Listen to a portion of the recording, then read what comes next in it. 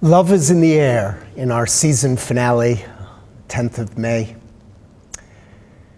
Oh, it's always sad, bittersweet at the end of a season. Here we're pairing the love of Don Juan of Richard Strauss and the love of Daphnis and Chloé in the two suites of Maurice Ravel. Maurice Ravel wrote these suites depicting the wonderful Greek story of love of Daphnis and Chloé and all those other nymphs in the neighborhood. This is a rare performance of both suites. Often the second suite is done, which we have done here, but never the first. How you put those two together, it's 50 minutes of glorious French sounds and music, huge orchestra, percussion, harps, and also chorus, joined by the Providence Singers. We were glad to have collaborated with them in the Messiah earlier of Handel, and they joined us, the women, in Holst's Planets. Don Juan, a story also of great mythology, the great bon vivant, the kind of Don Giovanni.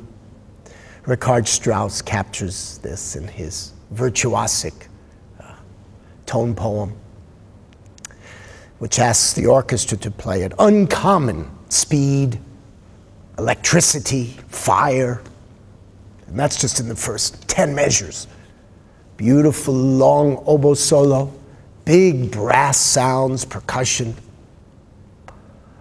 dexterity requirements in the strings, uncommon. But you certainly get the fervor of Don Juan.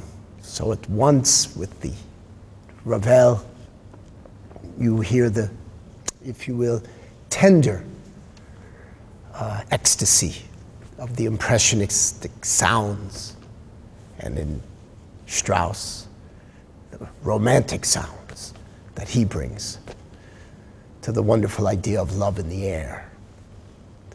In between, Alon Goldstein, our friend, returns to play Beethoven's first concerto. We all remember Alon as a frequent collaborator who's performed recitals here for us. He's picked out the piano for Veterans Auditorium. Most recently, we collaborated together on the Greek concerto.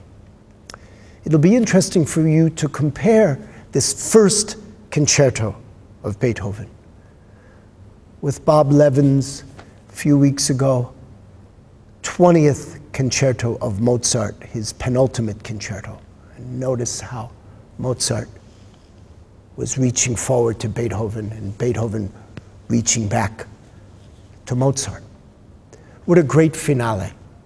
A stage full of more than 150 people to close with Ravel's Daphnis and Chloé suites.